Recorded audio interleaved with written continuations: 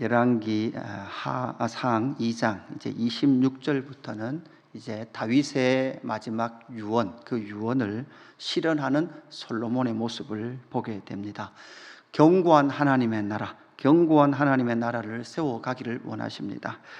이면적으로 보면, 그냥 표면적으로 보면 솔로몬 자신의 나라를 견고하게 하는 것 같으나, 하나님께서는 하나님의 나라의 왕을 통해서 하나님의 나라를 견고하게 하시며 악을 제거할 것에 대해서 요청하고 계십니다. 하나님의 백성의 그 삶으로서 적당하지 못했던, 하나님의 백성으로서의 합당하지 못했던 그 삶을 제거해버리고, 악을 제거해버리고 거룩한 백성, 제사장 나라 되기를 원하셨습니다. 중요한 것은 왕이 누구인가 있죠. 하나님의 나라의 왕은 누구인가? 하나님이십니다. 그리고 하나님께서 누구를 세우셨는가? 그것이 중요합니다. 그리고 그뿐만 아니라 그 왕의 통치를 받는 백성은 어떠한가? 우리가 열왕기의 이 말씀은 왕들의 이야기입니다. 백성들의 삶을 거의 다루지 않습니다. 그 말은 왕이 그만큼 중요하다는 것이죠. 왕의 통치가 중요하다라는 것이죠. 왕의 자리, 하나님께서 세우신 왕의 자리, 그리고 그 왕의 자리에 질서를 흐트리지 아니하고 하나님의 약속을 따라 하나님의 나라를 살아가야 함에도 불구하고 하나님의 나라의 질서를 어그러뜨렸던 아도니아는 죽음입니다. 그래서 스스로 왕이 되려고 했던 그 옛사람, 그 아도니아를 청산해 버리시는 하나님의 나라의 영광을 우리는 만났습니다. 이제 계속해서 제사장 아비아달과 요압을 처형하는 그 내용들이 나타나고 있습니다. 그러면서 오늘도 우리는 견고한 하나님의 나라가 세워지기 위해서는 어떻게 해야 되는가라는 것을 계속해서 살펴보아야 하죠. 거룩한 제사장 직분을 감당을 해야 합니다. 그렇지 않으면 하나님의 나라는 견고하게 서갈 수 없습니다. 26절부터 27절까지는 제사장 아비아달에 대하여서 말씀하고 있습니다. 26절, 왕이 제사장 아비아달에게 이르되 내 고향 아나돗으로 가라. 이 아나돗은 예레미야의 고향이기도 했죠. 너는 마땅히 죽을 자이로되 내가 내 아버지 다윗 앞에서 주 여호와의 궤를 메웠고, 이렇게 말하는 것을 봐서는 이 아비아달은 제사장 직분은 잘 감당했던 것 같아요.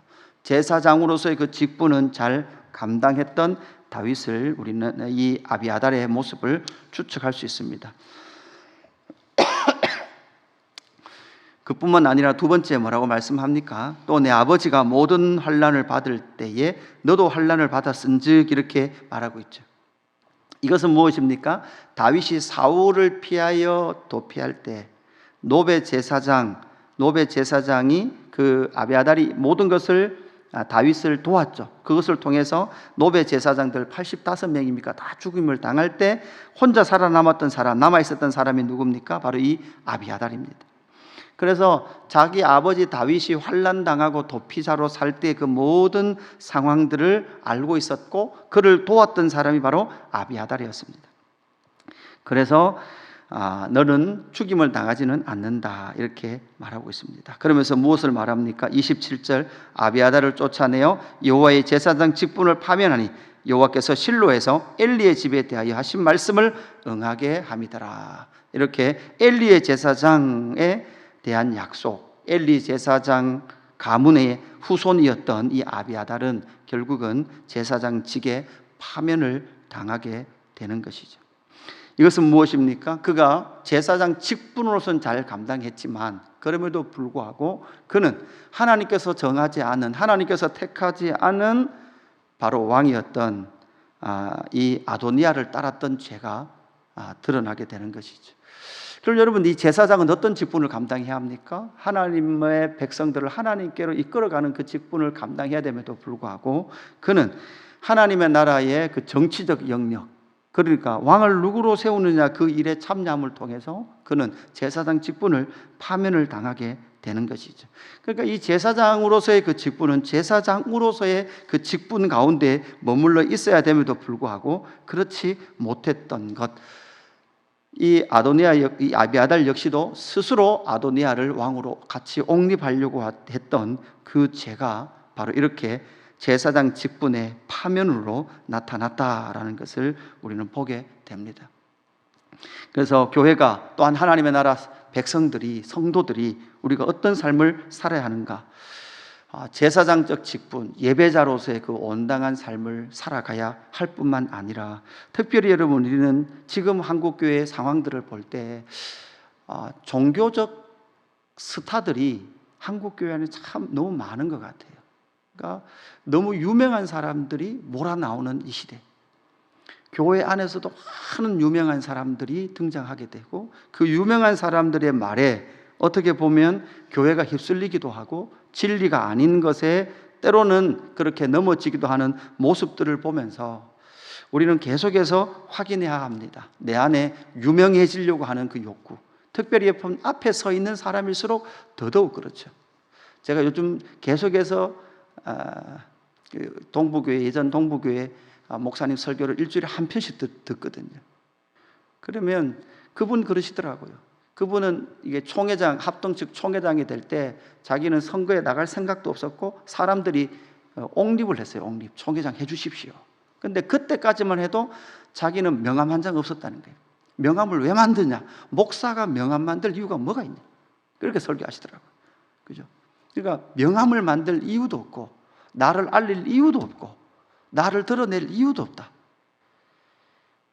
이렇게 말씀하시는 그 속에 정말 자기가 드러나지 않고 나를 통하여 예수 그리스도가 온전히 드러나기를 원하는 그 마음, 이것이 옛 우리의 어르신들의 목회자의 모습인 것에 비해서 저도 그렇죠. 저도 한 번씩 유튜브에 구독자가 몇 명인지 이런 걸 막 확인하고 있는 내 자신을 보는 거죠.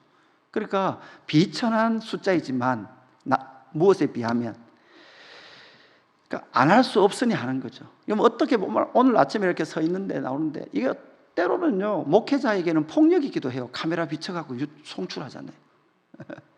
그죠? 아나운서는 2시간 전에 일어나서 새벽 방송하기 위해서 화장하고 해요. 그 목회자는 이게 1번은 아니잖아요. 이게 주근은 아니잖아요. 그래서 카메라 들이대고 해라 이렇게 하고 있는 것 같은 느낌도 반대로 드는 거죠. 우리는 끊임없이 왕 같은 제사장 직분을 감당해야 합니다. 우리를 통해서 하나님께로 나아가는 거예요. 우리가 사람에게 알려지는 것이 아니라 하나님께 나아가는 그 통로가 되는 것이죠. 두 번째, 요압에 대한 심판입니다. 요압에 대한 심판. 그 요압에 대한 심판은 결국은 까닭 없이 피를 흘리는 공동체, 그 공동체를 만들지 않아야 합니다. 아도니아는 끝까지, 이 요압은 끝까지 아도니아가 했던 대로 합니다. 어떻게 합니까? 제단불을 잡았죠. 그러니까 솔로몬의 그러한 다룸이 아도니아와에서 그 다음에 제사장 아비아달에게로 오는 것을 보면서 요압은 눈치를 챕니다. 요압은 참 눈치 빠른 사람이죠. 그 눈치 빠른 요압은 제단의 뿔을 잡습니다. 여러분, 제단 뿔을 잡는다라는 것은 부지 중에 사람을 죽였을 때 보호하기 위하여서 제단의 뿔을 잡는 거죠. 그러나 오늘 본문 말씀을 보면 이 요압은 부지 중에 죽인 것 결코 아니다라는 것을 명확하게 나타내죠. 이 사건들을 추적해 보면 이 요압은 부지 중에 사람을 절대 죽이지 않았습니다. 계획적으로 사람을 죽였습니다. 31절, 왕이 이르되 그의 말과 같이 하여 그를 죽여 묻으라. 요압이 까닭 없이 흘린 피를 나와 내 아버지의 집에서 내가 제하리라, 이렇게 말씀하고 있죠. 여러분, 하나님의 나라는 공식적인 하나님께서 명령하신 여호와의 전쟁 외에는 피 흘리지 말아야 합니다. 그뿐만 아니라 이 피 흘림이 외부 대적의 국가로 나아갔습니까? 아니면 하나님의 나라 안에서 흘린 피입니까? 하나님의 나라 안에서 흘린 피입니다. 하나님의 나라 안에서. 그래서 여러분, 분명하게 불의하고 불법을 행하고 자기가 스스로 왕이 되려고 하는 세력들은 어떻게 됩니까? 죽여야 합니다. 그것은 정리를 해야 합니다. 정확하게 정리를 해야 합니다. 여러분, 그것을 정리하는 것을 어떻게 보면 하나님의 나라 질서를 깨트린다고 생각하시면 안 됩니다. 정말 자기가 스스로 왕 되려고 하는 세력들이 하나님의 나라 안에 있으면 그것은 명확하게 정리가 되어야 합니다. 또한 하나님의 나라 안에서 피를 흘리는 그 일, 여러분, 이 피 흘리는 것은 제가 어제도 말씀드렸지만 다윗이 성전 건축을 할 수 없었던 결정적인 이유가 피를 많이 흘렸기 때문이다, 이렇게 말씀하셨죠. 이 피는 결국 여러분, 이게 전쟁의 피라기보다는 내부적인 피, 하나님의 자기 백성들끼리 흘렸던 그 피가 어떻게 보면 하나님께서는 더 아픔이 될 수 있었다는 거죠. 그래서 32절에 보니까 여호와께서 요압의 피를 그의 머리로 돌려 보내실 것은 그가 자기보다 의롭고 선한 두 사람을 쳤음이니, 이렇게 말씀하고 있죠. 그러면서 32절 끝에는 뭐라고 말씀합니까? 이 일을 내 아버지 다윗은 알지 못하셨나니, 이렇게 정의함을 통해서 사실 여러분, 이 두 사람이 죽었을 때 백성들은 뭐라고 이렇게 오해를 합니까?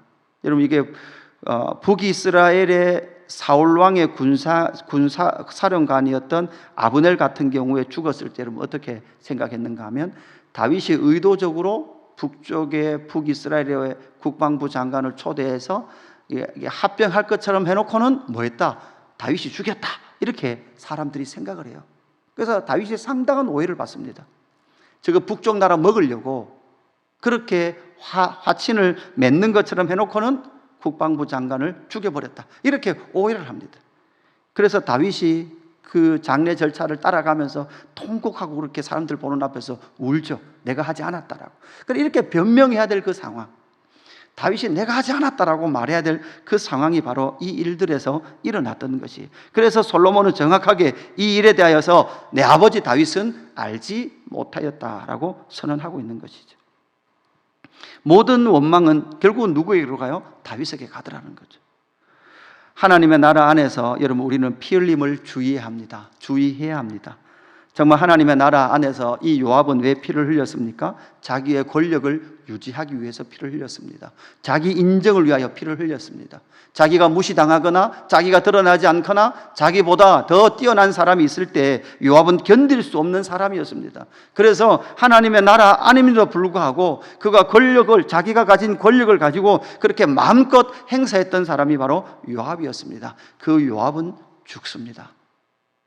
여러분, 이것이 바로 사실 우리 안에 있는 옛사람의 모습입니다. 교회 안에서도 마찬가지입니다. 그래서 하나님의 나라 백성, 그 하나님의 나라가 견고하게 서가기 위해서는 거룩한 제사장 직분을 감당해야 합니다. 저와 여러분 모든 사람이 제사장 직분을 감당해야 합니다. 이 세상에 그 어떤 것을 이루는 것이 아니라 우리의 1번된 목적은 하나님 앞에 예배자로 사는 것입니다.